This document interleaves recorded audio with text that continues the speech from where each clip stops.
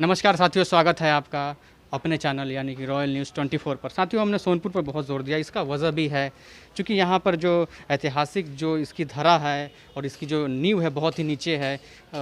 4 क्षेत्रों में से, महाक्षेत्रों में से एक क्षेत्र रहा है। यहाँ पर विश्व प्रसिद्ध हरिहरनाथ मंदिर है और साथ ही साथ यहाँ पर मेला भी लगता है। लेकिन क्या वजह है, आखिर में क्या वजह है कि इतना महत्वपूर्ण जगह होने के बावजूद गुमनामी के अंधेरे में सोनपुर आखिर क्यों है? इस चीज़ को जानने के लिए हम यहाँ पर पहुँचे हैं एक मठ के मठाधीश से, और हम कोशिश करेंगे उन सब चीज़ों को निकालने के लिए कि ऐतिहासिक चीज़ क्या थी और क्या वजह रही कि आखिर में सोनपुर गुमनामी की ओर जा रहे हैं। हम उनसे जुड़ रहे हैं। उनको सबसे पहले तो प्रणाम बाबा, और थोड़ा सा दर्शकों को आप हमारा परिचय दीजिए ताकि समझ सकें। मैं भगवान राम यूनिवर्सल सतयुग स्टेज इंडिया ट्रस्ट, धनुष कुटी आश्रम, दक्षिणेश्वर, कालीघाट, हरिहर क्षेत्र, सोनपुर। जी, ये तो हो गया। तो थोड़ा सा गुरुजी ये हमें बताइए कि सोनपुर जो महाक्षेत्र कहा जाता है, वो महाक्षेत्र कैसे बना और जो 4 क्षेत्र है उसमें इसका स्थान कहाँ है? पृथ्वी 4 क्षेत्र में विभाजित है। क्षेत्र का अर्थ होता है जहाँ भगवान ने अपने सत्य और धर्म और न्याय के ध्वजा पताका को दिगंत तक पहुँचाया और सत्य विजयी हुए।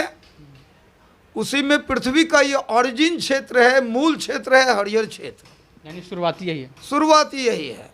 4 क्षेत्र में ये हरिहर क्षेत्र, आगे भृगु क्षेत्र हैं, कुरुक्षेत्र और बराह क्षेत्र, 4 क्षेत्रों की महत्ता रही है। जिसमें हरिहर क्षेत्र, इसकी महत्ता रही है भगवान ब्रह्मा जी के द्वारा कल्प कालांतर में ही हरिहर क्षेत्र का उदय हुआ है, जिसमें वो यज्ञ कर रहे थे और उस यज्ञ के सिलसिले में हरिहरनाथ के शिवलिंग का स्थापना ब्रह्मा जी के द्वारा किया गया है। जी, ये पद्म पुराण के 14वें मनमंत्र में भी इसका जिक्र किया गया। जिक्र है, पद्म पुराण में जिक्र है। साथ ही हमारे जितने आध्यात्मिक उपनिवेश मात्र हैं उसमें ये नेति नेति से गुणगान किया है। हमारे संतों से भी आप सुनेंगे इसका गुणगान होता रहा। उसी समय से इस मेले का प्रसिद्धि रहा है। जी, ये अंतिम छोर हो गया, क्योंकि जब उस समय आप देख सकते हैं वानासुर का भी रह चुका है गढ़, यहाँ पर दक्षिणेश्वर काली मंदिर है, यहाँ पर च्यवन ऋषि का भी कुंड है, और साथ ही साथ बहुत ऐसे तमाम तरह की चीज़ें, चिड़िया मठ है उसका भी अपना महत्व है, और त्याग और तपस्या की एक मूर्ति जहाँ पर स्थापित है एक तरह से जलभरत जी का, और पुलत्स ऋषि का भी यहाँ पर आश्रम है। यानी कि इतने तकरीबन ये 6 कोस के आसपास में बताया जाता है, ये सारी चीज़ें पाई जाती है। तो इतना महत्वता होने के बावजूद भी सोनपुर ये गुमनामी के अंधेरे में कैसे है? ये गुमनाम के अंधेरे में आपका कहना है, किंतु इसकी आध्यात्मिक विलय हो गया। यहाँ के राजा महाराजाओं की जो ये पृष्ठभूमि रही, तो इसके आध्यात्मिक और धार्मिक महत्ता को उन लोगों ने इस मेले का आयोजन को विकृत बना करके इसके महत्ता को कमजोर कर दिया। अन्यथा बिहार की महत्ता संपूर्ण विश्व में एक गुरुत्व और महाशक्ति के रूप में कल भी था और कल भी रहेगा, आज भी वर्तमान है। जी, यहाँ पर तो उस क्षेत्र में मुझे कहना है कि बाबा हरिहरनाथ का जब से उदय हुआ है ब्रह्मा जी के द्वारा, और कालांतर में पुनः गज और ग्रह की कथा श्रीमद् भागवत में आती है। जो भगवान ने अपनी लीला के क्रम में गज की पुकार सुना और ग्राह को मार गिराया। सामने कुन्हाड़ा घाट है और ये काली घाट है। यहाँ आप छोटा सा मंदिर देख रहे होंगे, अभी भगवान विष्णु का वो हमारे गुरुदेव के द्वारा सुप्रतिष्ठित पूजित रहे। 100 वर्षों से उन्होंने तपस्या करके और इस हरिहर क्षेत्रीय महत्ता को प्रकाशित, इसे सुव्यवस्थित और विकसित करने के लिए अपना अकथ प्रयास किया। 1994 में जब से हमारी दीक्षा हुई तो उन्होंने अपने राम भक्ति का प्रसाद और पुण्य से मुझे अवगत कराया। ठीक उसी समय से मैं इस हरिहरनाथ के हरिहर क्षेत्रीय पृष्ठभूमि का अध्ययन करने लगा, तो देख रहा हूँ कि महाकुंभ की भांति विश्व प्रसिद्ध हरिहर क्षेत्र सोनपुर मेले का आयोजन ये एक परंपरा का इतिहास रहा है। 1 महीने ये मेला लगता है, 1 महीने कुंभ का मेला लगता है। चारों कुंभ का 1 महीने का मेला होता है।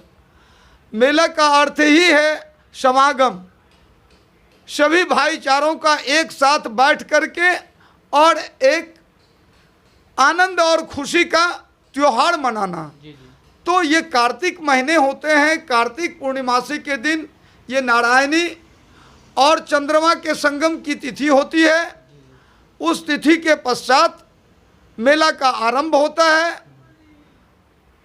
तो एक कथा है यहाँ पर गजेंद्र मोक्ष की कथा। इसे गजेंद्र मोक्ष धाम भी ऐसा कहा जाता है। गजेंद्र मोक्ष धाम, और आज अभी हम उसको बनाने जा रहे हैं। सरकार अभी इस पर अपनी कदम उठाई है। तो जहाँ तक इसके ह्रास से संबंधित विषय पर मैं अभी बात कर रहा था आपसे, तो कालांतर में करीब 700-800 सालों से ये मेला की परंपरा रही। राजा महाराजाओं के द्वारा ये संचालित होता रहा, और जब अंग्रेजी शासन विधि व्यवस्था का समय आया तो फिर वो लोग अपने स्तर से चलाने लगे। चलते चलते एक समय ऐसा आया, 1994 में मेरे आगमन हुए हैं। उसके बाद यहाँ छपरा जिला के एक कप्तान, हमारे माननीय बहुत अनन्य प्रेमी हैं गौतम साहब, वो एसपी बनकर यहाँ ज्वाइन किए और उन्होंने इस मेला पर अपना एक चादर डाल दिया। यानी नाइकेट जो यहाँ पर लड़कियों का वो दृश्य राजा महाराजाओं की परंपरा रही थी, उसे गौतम ने उखाड़ फेंक दिया। अच्छा, ये तो बात हो गई ये सब चीज़ों की, लेकिन यहाँ पर त्रिसंगम भी है। हाँ, और साथ ही साथ वही बता रहा हूँ, और वही जब सबसे बड़ी बात वही बात बता रहा हूँ। तो फिर उसके पश्चात पुनः फिर इनकी यहाँ की संस्कृति सभ्यता का थोड़ा सा उदय होना शुरू हुआ है।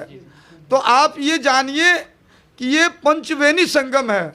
यहाँ गंगा, नारायणी, सरजू, मही और सोन, ये 5 नदियों की संगम की ये स्थली रही है, और आज ये उपेक्षित है।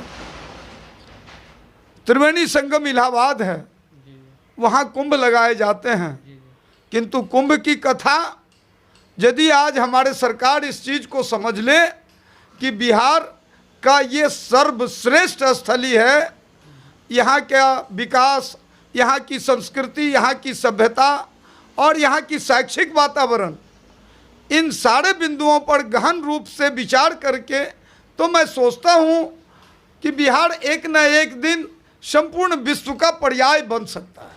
जब यहाँ सोनपुर में आप आए 1994 बता रहे, तो उस समय जो सोनपुर का परिवेश था वो कैसा था? वो हरिहरनाथ में पूरे दीवाल पर कोर लगे हुए थे। लोक सेवा आश्रम के हमारे माननीय रामदास जी उदासीन बाबा थे, जिनके साथ मैं सबसे पहली परिचय हुई थी। तो उन्होंने मुझे यहाँ के आध्यात्मिक विषय को करीब 2 दिनों तक समझाया था, और तीसरा दिन उन्होंने मुझे बताया था कि ये काली घाट है, यहाँ तक अपनी ज़मीन है, आप महाराज एक बार इधर भी जाके घूम लो। तो मैं आया, यहाँ माता का दर्शन किया हूँ। दर्शन के बाद मैं जो यहाँ आज ये 1994 से आज तक मैं यहाँ फिर अपने गुरुजी के आदेश को पालन करने के लिए हर हमेशा तत्पर रहता हूँ। गुरुजी, किसी भी धार्मिक स्थल का महत्व तब होता है जब वहाँ के लोग चाहे और उस चीज़ में वो इन्वॉल्व रहें, हमेशा उसका प्रचार प्रसार वो उस तरह से करें। तो जब आप काफ़ी लंबे समय से सोनपुर से जुड़े हुए, तो यहाँ के लोग के प्रति जो देख रहे हैं भक्ति और भगवान जो भी है सोनपुर के ऐतिहासिक धरोहर के विषय में, तो क्या आपने एनालाइज किया और क्या अनुभव रहा? अनुभव यही रहा है, खासकर राजा महाराजाओं की परंपरा चली आई, और उसके क्रम में ये हरिहर क्षेत्र की जो वार्षिक मेला लगाया गया, उसकी प्रसिद्धि में यहाँ के समाज अपने मानसिकता को ढाल लिया। और जहाँ तक आप जानो ये कि हरिहर क्षेत्र का मेला का शुभारंभ होता था हाथी के द्वारा, यहाँ से जल ले जाकर भगवान हरिहरनाथ का अभिषेक कराकर मेला का शुभारंभ किया जाना, ये हमारी पौराणिक परंपरा रही। हाथी द्वारा ये कार्य किया जाता है। हाँ, हाँ, हाथी ये भी के एक द्वारा नई ये कार्य जी जी किया जाता ये भी एक नई चीज़ निकल कर आई है कि हाथियों द्वारा किया जाता है। तो ये जो परंपरा है वो धीरे धीरे मिटती जा किया जा जाता आज नहीं है। ये परंपरा को इन लोगों ने तोड़ दिया। हाथी का मेला यहाँ लगता था, वो गजेंद्र मोक्ष की कथा के बाद यहाँ पर हाथियों का वो झुंड आ चुकी। इस मेला की पौराणिकता का इतिहास बहुत मतलब अर्वाचीन रहा है। तो उस समय से वो हाथी की परंपरा अभी 7-8-10 वर्षों से इन लोगों ने उसे डमाडोल कर दिया। यानी आप कह रहे हैं कि मतलब जो भी यहाँ के सोनपुर वासी अपनी परंपराओं के लेके उतना सजग नहीं है। हाँ, वो अपने मेला के दृष्टिकोण में अपने कमाने धमाने में लग गए, और जो यहाँ की आध्यात्मिक विषय रहा उस और उन लोगों की अपनी मानसिकता नहीं बनी। उसमें कुछ ही लोग ऐसे हैं जो सामाजिक व्यक्तित्व होते हैं, उन लोगों की अवधारणा समाज के साथ जुड़ा हुआ रहा है और भगवान हरिहर नाथ के साथ भी जुड़ा हुआ है। तो आज जो आप देख रहे हो, बिहार राज्य धार्मिक न्यास परिषद के द्वारा ये गाइड अभी हो रहा है। गाइड होने का जो तौर तरीका है, उसका जो नियमावली है, वो फिर अभी आध्यात्मिकता पर नहीं, वो पूरे बिजनेस व्यापार पर आधारित हो चुका है।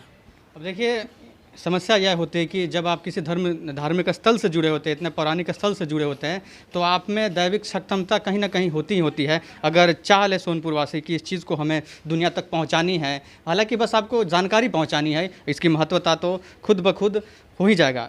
लेकिन हम गुरुजी, अंतिम सवाल हम आपसे करना चाहेंगे, जो युवा है इस चीज़ से एकदम कटते जा रहे हैं, उनको धर्म से कोई मतलब नहीं है, मठों से कोई मतलब नहीं, मंदिरों से कोई मतलब नहीं, अगर आते भी है तो फोटो वगैरह करते, तो आप क्या संदेश देंगे, क्या आप प्रयास करेंगे उस का कारण है कि हमारे भारत धर्म क्षेत्र में जब से पश्चिमी सभ्यता का उदय हुआ, यानी भारतीय स्वतंत्रता के बाद, जिसे आप स्वतंत्रता कहते हो, वस्तुतः हमारे जैसे जो राष्ट्र के चिंतक व्यक्ति हैं वो इसे स्वतंत्रता का नाम नहीं देता।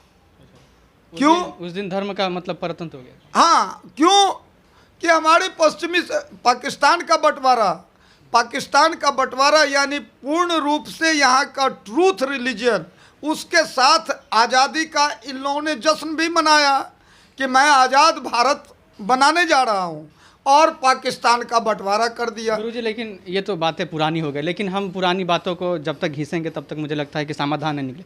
लेकिन जो आप इस दौर में देख रहे हैं, काफ़ी लंबे समय से देख रहे हैं, तो क्या चीज़ करना चाहिए, क्या ऐसे कार्य, क्या ऐसे कदम होने चाहिए जिससे युवा अपने संस्कृति की ओर बढ़े, अपने उसमें मतलब रुचि दिखाए, क्या करना चाहिए? बस इसके लिए जो यहाँ का शिक्षा है, संस्कार है, और हमारे सामाजिक जो परंपरा रही है, सामाजिक परंपरा कहने का भावार्थ ये है कि माता पिता से हम आप आए हो, माता पिता को यदि आप नहीं समझ पा रहे हो तो आप इस भारत धर्म क्षेत्र के रहने के अधिकारी नहीं हो। आप कभी भी राम जी के निमित्त बन ही नहीं सकते हो। उसके अंदर में वो गुण या फिर उसके प्रकृति आ ही नहीं सकती है, वो अवगुण का खान ही होगा।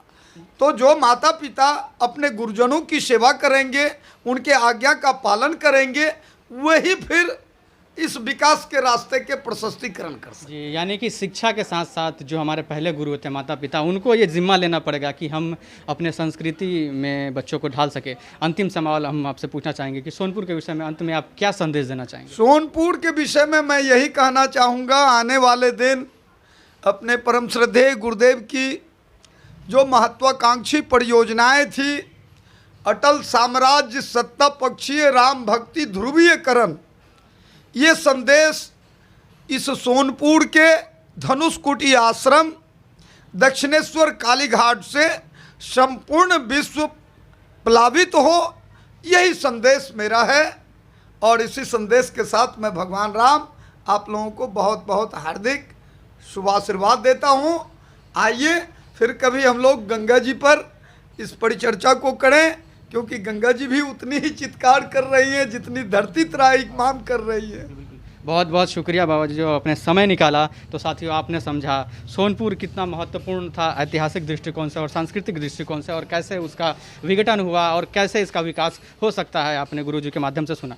तो आपका विषय में क्या है राय, हमें कमेंट के जरिए बताइए और इस वीडियो को शेयर करिए ताकि सारी चीज़ें जानकारी आप लोगों तक पहुँचे। साथियों आज का वीडियो यहीं पर ख़त्म करते हैं। इसी प्रकार के वीडियो के लिए आप हमारे चैनल के साथ जुड़े रहिए। तो मिलते हैं फिर किसी से वीडियो के साथ, तब तक के लिए धन्यवाद, नमस्कार, जय हिंद।